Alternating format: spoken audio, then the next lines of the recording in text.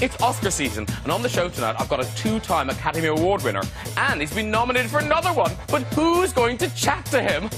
And the winner is... Excited. Look, actually excited. Intense excited. Graham Norton. You didn't win. Hey, it's on the show!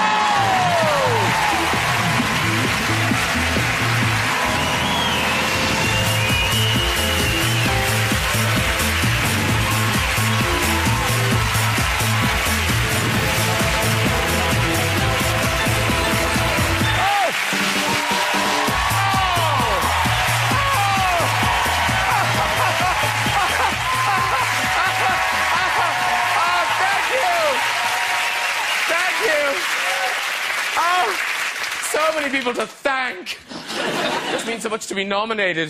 People like you. Welcome all. We have an amazing lineup for you tonight. Hollywood superstar Denzel Washington is on the show.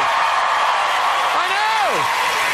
Brilliant young actor Nicholas Hoult is here. Top comic Bill Bailey is on the show.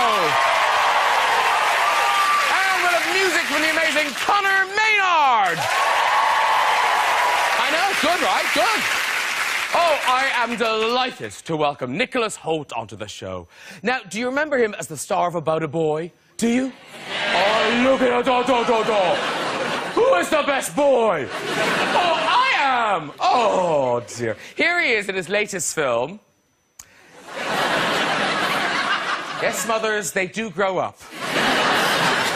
Actually, that's Nicholas playing a zombie in his new film, Warm Bodies. The film poses a big question. Could a beautiful woman ever fall in love with a lumbering, brain-dead zombie? Well...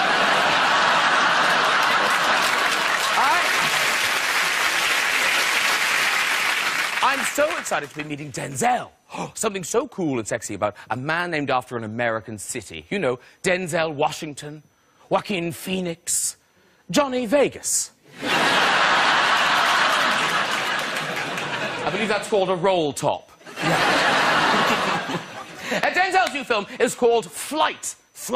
Now, he plays a pilot who has a drink and drug problem. Imagine travelling at 500 miles an hour while you're off your face on drugs, huh? Oh, yeah.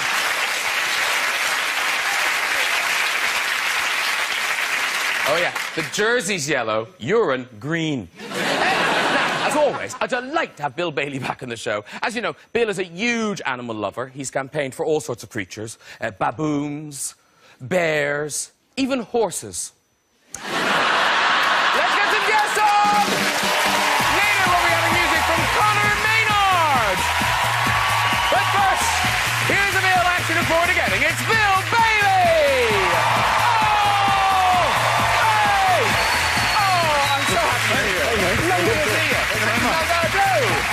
There's something about the boy, it's Nicholas Hoult! Oh! Hello, sir! Very nice to see you. Lovely to see you. Hi, very well. Sit yourself down. Nicholas Hoult, everybody. And he's cleared for landing on my sofa. It's Denzel Washington! Hello, sir. Lovely to see you. Sit yourself down there.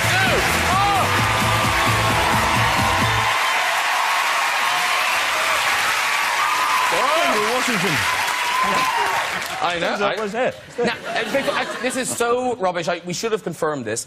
I was calling you Denzel. Is that correct? Actually, it's Denzel. Oh, no, is it really? Yeah, but... So was your dad Denzel? Well, he was Denzel. And... yeah. And I'm Denzel Jr. So my mother started calling me Denzel, just so, you know, she'd say Denzel and we both would show up. Oh, I see. So she started calling me pronunciation Denzel. thing. Yeah. But now you've... But you've gone back to... So you're Denzel now? No, I'm Denzel. Is that what I'm saying? Denzel. Denzel. No, Denzel. That's all we have time for. But it was lovely to meet you all. No, seriously, Denzel. Denzel. Denzel, I'm right. It is Denzel. Okay. No, it's not the only alternate, because Nicholas, your middle name is quite a mouthful. What is it, Caraddock. Caraddock? Yeah, it's Welsh. It means the beloved one. Does I it didn't pick really? it. Yeah, no, it does. People in Wales watching television now laughing at you. It probably does it. Yeah. It's lovely. It's lovely. You know, it's good for my email address. Oh, I shouldn't say that probably.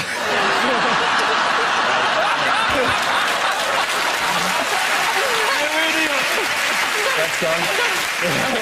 And I'm guessing Bill Bailey isn't your real name. No. No. No, it's Mark was the name I was... Yes, there's no pronunciation problems. Straight. No, I was christened Mark, but there's an old jazz standard song called Won't You Come Home, Bill Bailey.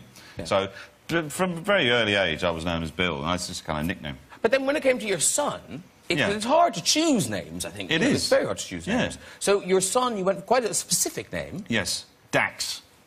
Yeah. It's a punchy name. Yeah. You know, not a, I mean, you know, it's a... Did you make it up? No. You know, it's a... I just made it up. Got some Scrabble letters and... Give me a vowel. Oh, what have we got here? Oh, no. Well, it's Klingon for you. No. A lot of people think that I chose it because it's a name in Star Trek, in Deep Space Nine. There's a parasitic slug called Dax. What? And a parasitic slug, a symbiont, you know. And a lot of people, because I'm a bit of a science fiction fan, they always sort of think that, you know, it's not that at all. It's an old French name. Actually. Very nice it is. Thanks very much. Now listen, very, very, very, very exciting. Oscar nominated for your new film Flight. Congratulations. Yes.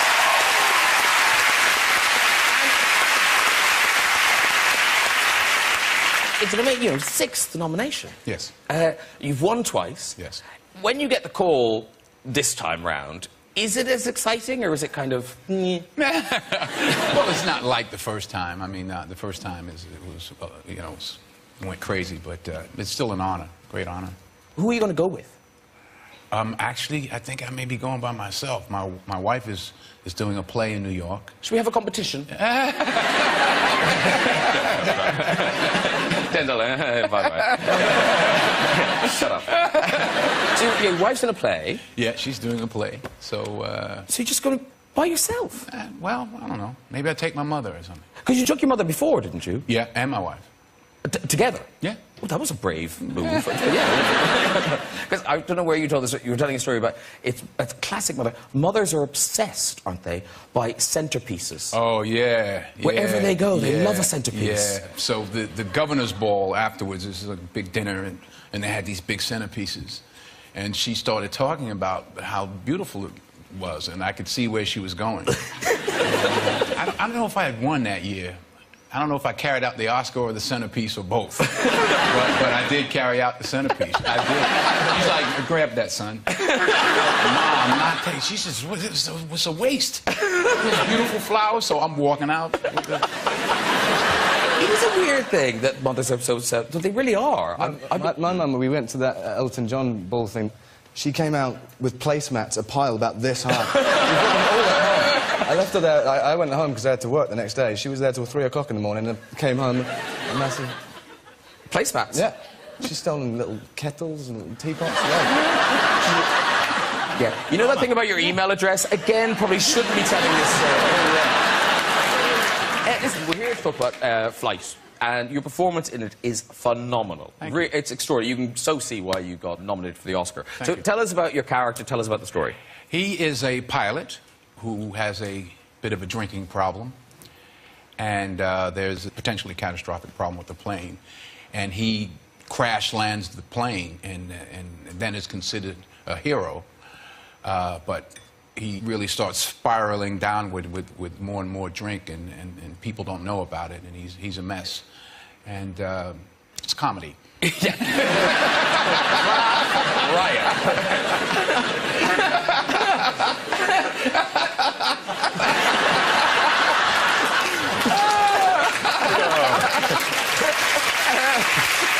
You sold it now.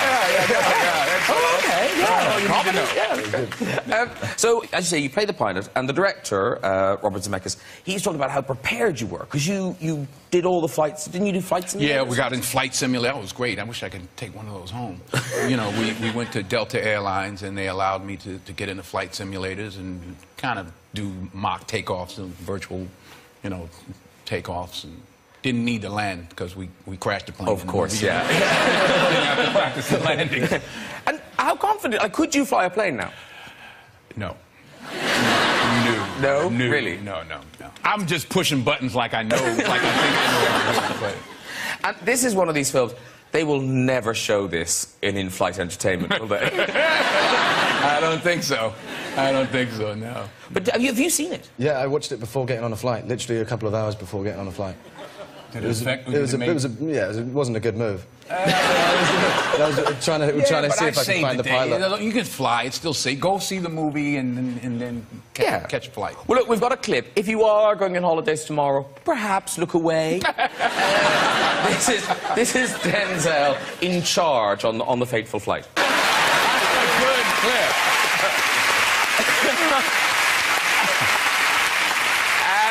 If you want to see the whole movie, it's out on the 1st of February, so a couple of Fridays time. And you actually did that. I mean, they rolled the whole thing. Well, I mean, not in the air, but no, on the stage. That would be excessive. That would be excessive. But you can do that. You can actually turn a plane over and fly it upside down for a short period of time. One can do that. Okay. He's not any of us. One could. Yeah, with a drink taken. Yeah. Oh, no, they do that. Yeah, Ryanair do that when they want to get a bit... when they want to get a bit more change out of your pocket.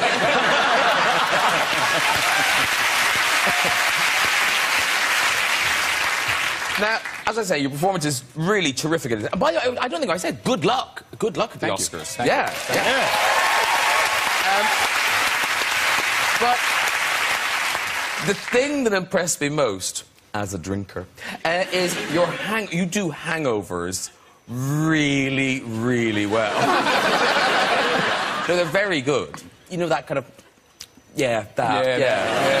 I really felt it. Because acting drunk, I mean, how did you prepare to act drunk? Well, you don't want to act drunk. You want to act like you're not drunk. You are drunk, so you're trying to act like you're not, instead of just, you know, staggering around. He was pretty lucid, you know, which was even more frightening. I mean, he's drunk flying the plane. And I heard you talking about you watched people on YouTube to see how drunks behave. Is that right? Yeah, you can YouTube drunks. you can. You just YouTube drunks, and there's one guy who takes about 10 minutes to put one shoe on. Oh, actually, well, we read about that. We found that. You found that? We found that. We also found a guy, I think he's leaving an Aldi, right? And he has to go through a sliding door, okay? here he is. So, doing well. First one, not a problem. Not a problem. I'm okay. I'm okay. I'm nearly out. I'm nearly out.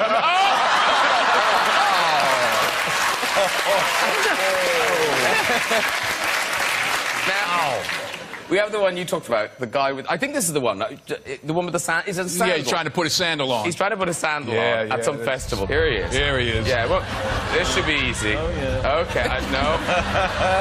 Just side. No, Nice.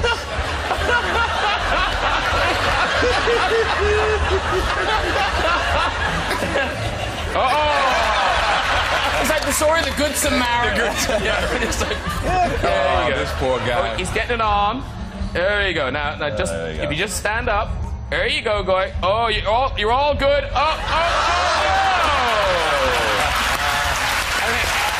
Hello, ladies. Right over to the ladies. Yeah, hello, ladies. That was my favorite one. Because Nicholas, in Skins, you kind of mixed up the acting drunk and being drunk a bit, didn't you? I did once, yeah. It was the first time I had to do a sex scene. And obviously fairly nervous. Obviously, so I had a little drink beforehand. When you say a little drink? I had 2 glasses of champagne and the vodka. So, yeah. And it's very difficult, though, when you have, you know, the director's there and he's, like, you know, trying to encourage you to fake climax. What time of the day was this? This was 8 o'clock in the morning. Oh, that's hard. Oh, that's very difficult. Tricky. Yes. Yeah. Have you ever had to... Because that was me doing it then. That was it? Yeah. It was just a nice surprise. That's it. Just... Unexpected. Didn't expect that. Yeah. Those acting drunk is, I think it is a hard thing. It's hard. Yeah. Yeah, because it's easy to overdo it and do the cliche, the slurring and the... you really, because when you are actually drunk, you're not actually... You're enhanced, you know, you're a bit louder, you're a bit... but I actually heard this once, it happened to me, where I went to a party and I left with the wrong jacket. And it was a guy who I knew, Peter, he had the same leather jacket. So we both left. I went, oh, wait, I see a problem here. Brilliant, I've got a way out of this. I'll phone my phone with his phone and leave a message, and he'll get it, and then we'll meet up and get the jackets. So I thought I was being really clever, and I thought I'd left a message, hello, Peter, Bill here. Yes, I think there's been some sort of misunderstanding with the jackets. If we meet up in a couple of days, we'll be able to sort this out. Cheerio, goodbye. And then, about a week later, I heard my own voice on the voicemail of my own phone, and it was just, Peter, Peter, Peter, Peter, Peter, Peter, there's a jacket! Like, for about 10 minutes. We should all hear that once in our lives. Just, not me, obviously. Now, Denzel, you're always in great shape, but in this movie, I couldn't help but notice, slightly, he's gone to seed a horrible thing to say. I put on a... It was intentional. I'm not just going to insult the man. He was acting. Yeah, you tried. Yeah, no, I mean, we're one of the first scenes in the movie, I'm with this young lady, and we're naked, and you're selling more and more tickets as a very good so job. I let it all hang out, we'll say. You know, he just... He's not working out. He's But are you one of those people? Are you one of those annoying people who finds it hard to put on weight? No. No. I can put on weight real easy. And in fact, for the movie, basically what I did was I would eat at midnight. You know, have a big meal at midnight. Oh, delicious. Oh, delicious. I loved it. Oh, going to bed full. There's nothing better. Yeah. I think it's because I'm Irish, because of the famine. I always think I'm afraid I might starve to death in the middle of the night. Get a few carbs in. Yeah. At midnight. Yeah. No, absolutely. Absolutely. Because I read a story about when Tom Hanks had to lose all the weight in Philadelphia. Right. You were quite mean to him, weren't you? Yeah. It was extreme. I mean, he was eating only like 800 calories a day, and he went way down. So we would he was really, really skinny in the scenes in the courtroom. So I would like leave candy bars and, you know, I would like sneeze and 500 almond joys or, you know, I was just having pizzas delivered to him. Yeah, he thanked me when he won the Oscar.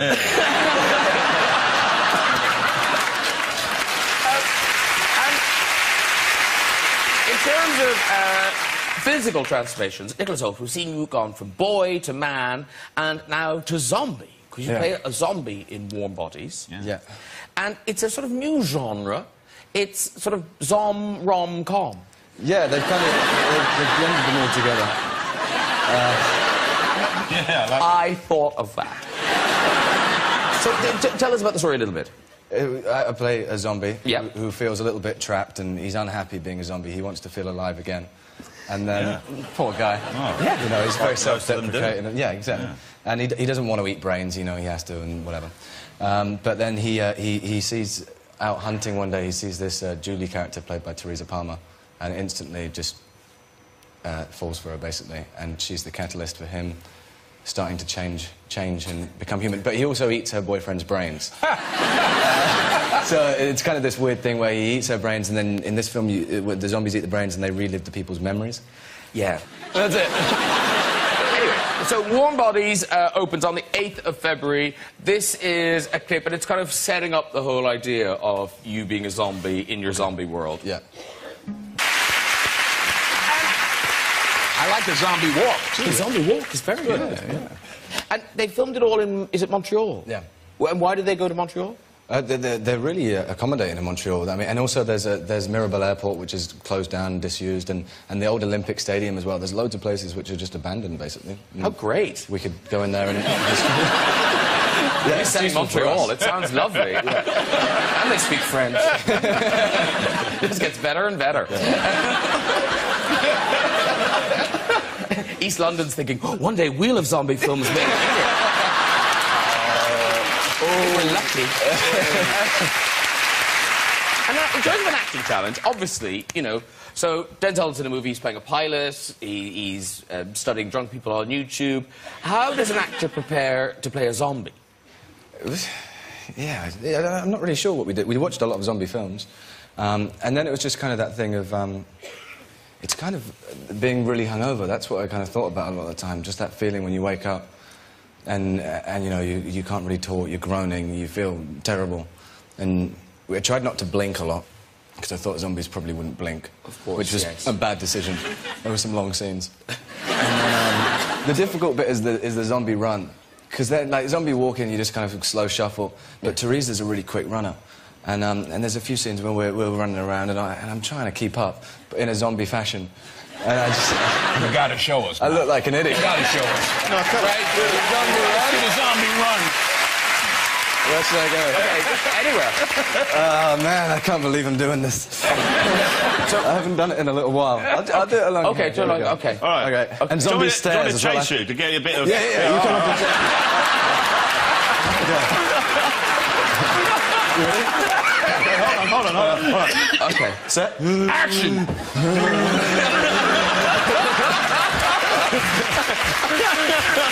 That was actually really good. We really lost you. That was action. But the staring does sound really horrible. Like, did you genuinely not blink? I think I blinked once, but that's later on when he starts to get more human. But I was wearing contact lenses, which actually really helps for not blinking. Oh, that was just a choice you made, or is that something? I mean, is that? Yeah, it was a dumb choice I made when I was speaking to the director one day, and I was like, I don't think zombies would really blink. They don't need to do that. And he was like, yeah, okay, cool, give it a shot. And I'd sit there maybe in the middle of the scene, and I'd be looking, I'd be like, oh man, my eyes are hurting so much. But yeah, it kind of maybe worked. Oh, should we try? You've got 2 Oscars. You don't have to do this. Let's. We're doing a staring contest. Let's do a staring thing. No, I'm in it. I'm in. Oh, you're in. Oh, I'm in. are you really competitive? This is the best staring contest. I'm already. Can I just say, no blinking, right? I sort of already know Denzel's going to win this. You're staring into camera 5. Okay. Bill's on 4. Nick's on 7. Okay. And I have a range of cameras. All right. Okay, don't start yet. Hang on. Okay, here we go. So, 3, 2, 1, stare.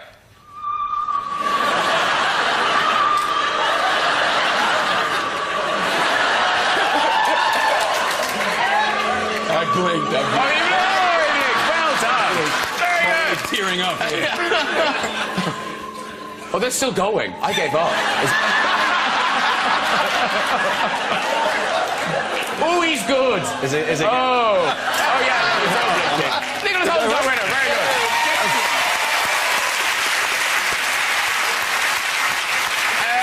good. You're good. You are very good at that. And here's the amazing thing. You've been in so many things about a boy, Skins, X-Men, A Single Man. But yet, here's the interesting thing. Denzel, guess what year Nicholas Hoult was born in? 19... Correct. 84? Oh. 89. You have an Oscar as old as him. That's right. 89, so that makes you... 23. 23. Yeah. Oh, because I have underwear older than you. No, because the first time we really saw you was in About a Boy, and it's weird because you are recognisable. There's another shot of you. Oh, there. That just looks like you. Yeah. Apart from the pudding bowl. Because how old were you in that movie? I was 11 when we did that, yeah. So that must have been hard as an 11-year-old walking around with that hair. I mean, I had pretty embarrassing hair beforehand, so... Oh, okay. It was kind of... Is that how you got the part? Yeah. And then you, on the other hand, is extraordinary because since kind of St. Elsewhere and Quite Freedom, you don't seem to have changed at all? No, I just, you know, good genes. My mother is 90. Wow. And, oh, I shouldn't have said that. Oh, this won't play in the States. Yeah, that's play in the States. And you know she'll see it. Oh, she'll see it, and I'll hear about it, too. I'll hear about it. But, oh, yeah, by the way, if you want to take that... That'll cheer her up. On the blow. Oh, you're good. Yeah, you're right. You're right. Whoa! You've still got it. You still got it, Denzel. You still got it. Eyes on the fruit. Well, we found a level. Because, Bill, what age were you when you discovered your look?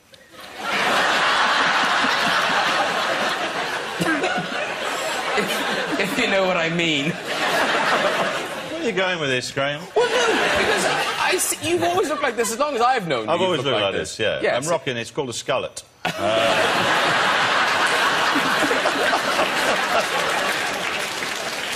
I've always been hairy since a child. I'll get to you, Denzel, on this topic. I've got, yeah, a lot of hair. Yeah, I was just like a tribble, you know, when I was a kid, and it stopped me having having tattoos, because I really wanted a tattoo, you know, like when you're like a rite of passage. And I was a teenager. Well, I was very hairy, and the tattooist, I went and said, "Could I get a tattoo?" And he looked at all the hair and he said, "Well," he said, "the only thing that would make sense on you is something you'd glimpse in a dense forest." So, you know, I had like a panther trapped in a thicket, you know. Help me! Woodman's cottage, you know, that sort of thing. But here's the thing. So, very hairy, but also a lover of nature. Yes. Yes. Well, you're saying there's some kind of link there. Well, it's maybe. It could be. Yeah. Because you've just finished making a documentary for the BBC. Yes. And this is a fascinating story, and I didn't know it. Okay. Follows in the footsteps of the naturalist Alfred Russel Wallace. Yeah. Now, apparently very important, but I haven't heard of him. Yeah, and that's the reason why I wanted to make this film, was because nobody's heard of him. And he is probably the greatest naturalist of the 19th century, perhaps one of the greats of all time. And he was a Victorian explorer who travelled throughout what is today modern Indonesia and Singapore, Malaysia. And it was the Malay archipelago then. And he travelled throughout this entire archipelago for 8 years, pretty much on his own. And he collected thousands of specimens, he discovered thousands of new species. He made an enormous contribution to the to natural history and our knowledge of the natural world. And crucially, he came up with a theory of evolution, independently of Darwin, in 1858. But since Wallace's death in 1913, his memory's kind of been lost. And it's Darwin that everyone knows. And what's weird is, because, you know, now you've just done this travelling around this area, yeah. and it's still not an easy area to travel around. So back then, I mean... Yeah, you think in the 1850s, he was travelling through jungles, up rivers that no Europeans had ever travelled, discovering species, seeing birds of paradise, all these amazing sights that no European had seen. And he was doing this on his own, with no mobile phone, no anti-malarials, nothing, you know, just a few Victorian, you know, jars, a couple of butterfly nets, and, you know, and a sort of a determination. Well, we've got a clip of you going down one of those rivers and seeing some of the species. And was it the Chinese? Was it the Chinese that were fascinated by them? Well, my guide, Eric, who took me up the river, he said that he took a party of Chinese guys up the river, and they were fascinated by the fact these monkeys had a permanent erection. And, you know, the Chinese are very fond of their, you know, their sort of medicines and their natural... So they were saying, basically, I want some of what the monkeys had, you know? And so he tried to persuade them that it's really poisonous, because they eat, you know, young sort of leaves and unripe fruit. But these Chinese guys just ate all this stuff thinking, come on, some natural Viagra, and they all just were violently ill and nothing happened. But, so it's just because of their diet? It's the diet, yeah. Yeah, they have this, and also... You're young. You're young. Just got to pick the right fruits. Okay. No. That'll help.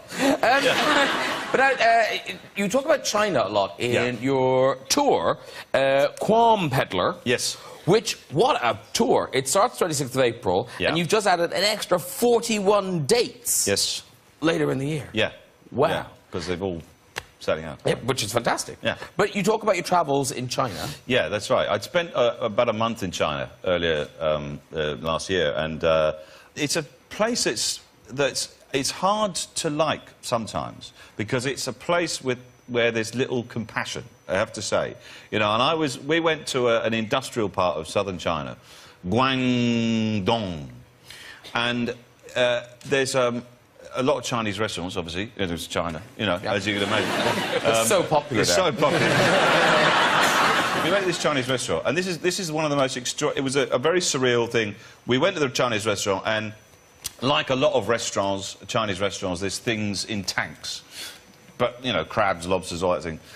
Then there were some other things slithering around. You know, snakes, lizards, to be eaten on the menu, right? And then, and I kid you not, there was an owl in a cage on the menu, right? That was just there, waiting to... You could pick something out. All have a prawn and an owl. I was thinking, this is the stuff they've got on display. You know, thinking, what have they got, like, you know, behind? You know, they got like a, you know, like a Bigfoot or something back there, a phoenix, you know? That'd be actually quite tricky to cook, wouldn't it? So, so what we did is we negotiated with them and said, can we buy this owl? And then, of course, there was a lot of toing and froing in Mandarin. Eventually they said, yeah, all right. And there was all laughter then. It was like these crazy Westerners want a takeaway owl, you know, so... They wrapped this owl in sellotape, right? And you're kidding? No, they wrapped it in sellotape. They put it in a cardboard box, right? And they handed it to us, and we said, thanks very much, and drove off. And we sort of indicated with a phrase, take us to a wood, a forest, somewhere we can release the owl. And the owl, by the way, now was really, really angry. Very, very angry. And so... At this point, we're in a wood, a forest, at dusk, right, with this really angry owl wrapped in sellotape. And I'm thinking, this is when you meet your school's kid's headmaster. You know what I mean? Like, you meet someone you know from school. They go, what are you doing? Oh, it's not what it seems. It's Bill Oddie's birthday party or something. And, so, anyway, right, I then had to say to the Chinese taxi driver, right, you hold the talons while I cut the sellotape off the beak with these nail scissors, right? Now, there is not a phrase book in the world. But we did it. We cut it free and we let it go. And it flew off into the woods. So... Beautiful. I know. We're heroes. We're about to have music, but very quickly, I must just ask you, because famously you're good friends with President Barack Obama. Well, not like yes, you are. Talk every day are. Or something. You know? He's busy. He's so tied up. Yeah. But see, you're all friends. So yeah. You're sharing a joke. Yeah. Like friends. We were talking about owls. But he's doing his re-inauguration. Is it next Monday that's happening? I'm not sure. Oh, so you're not going? No. You went to the first one, though, didn't you? I did go to the first one. We've got a picture of you at the first one. Now... Yeah. Now, my wife. the event started at, like, I don't know, 1 o'clock. That was like 7 in the morning. And so she said that, you know, we got to make sure we get seats. We got to get seats. You are in the front row. Yeah. We actually, they were like, we had orange tickets. They had different colored tickets. And I had done all this stuff in the inauguration and made speeches and all this stuff for the president. And they give me these seats that are like 30 rows back. I said, oh, no. I'm moving up. So I moved up front, and that's me waiting for my family to get there. Because where is your wife? Is she just... Like, she's in a warm bed, you know. Yeah, no, I was actually there about 3 hours too early. So have you put that paper down to save a seat for her? Yeah, that's taken. That is taken. Right, it is time for music now. And 2013, this is going to be an amazing year for this guy. Performing his new single, Animal, please welcome Conor Maynard! Well done, sir. Have a little seat there. Do. Very good. Very nice to meet you. Very nice to meet you, mate. Oh. Very nice to meet you. Very good. Thank you very much. Thank you. Actually, Denzel, guess what year Conor was born in? The 90s. Yep. 92. 92. Wow. Sorry. Yeah, even Nicholas was working by then. No, I genuinely was. Yeah, you were, weren't you? Yeah, you were doing ads and stuff. So that's the new single, and it's off the album Contrast. Yes. Which is available now. An Animal, the new single, that's out on the 21st of January. Yes. Am I correct? Am I correct? Yep, that's all perfect. Yeah. Obviously, you've done really well here, but now, is 2013 the year when you try to really break... You're taking America seriously? Well, yeah, I literally just got back from America, actually. I've been over America promoting the album. It's hard. It's a massive market, so it is difficult. But, you know, if you've got the drive, then it's kind of... You've got to... It's something that I dreamed about when I was younger, so for me, it's about trying to get that. You can't say when I was young. When I was young. When I was young. Last week, when I thought about it, I thought, it's something great to do. Now, before we go tonight, there's just time for a visit to the red chair. So, who have you got? Who have you got? Hello. Hello. Now, she's assumed the brace position as a pilot. She's just waiting for the oxygen. What's your name, nice lady? My name is Florence. Florence, lovely. And where are you from, Florence? I'm French. Oh, OK, fine, that's all right. Do it.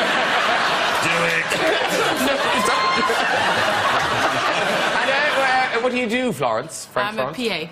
To my boss. You walked into that one.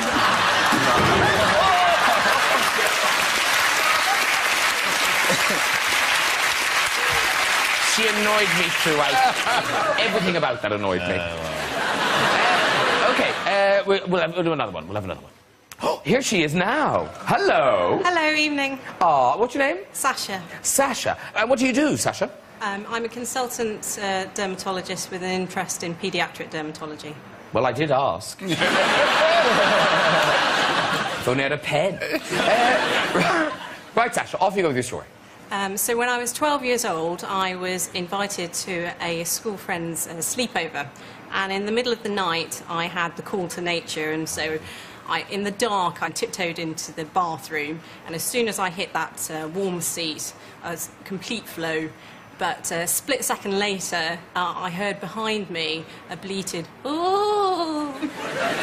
So I jumped up and I snapped on the light, and I saw that I'd actually sat and weed on my friend's elderly nan, who was also answering a call to nature. Oh, she's peeing as well. Oh, it was like double-decking. I don't know if she was... Oh, that is quite good. You can walk. You can walk. All right, well done. If you'd like to join us on the show and have a go at the Big Red Day, you can. Just contact us via our website after this very address. Thank you to my guests tonight, Conor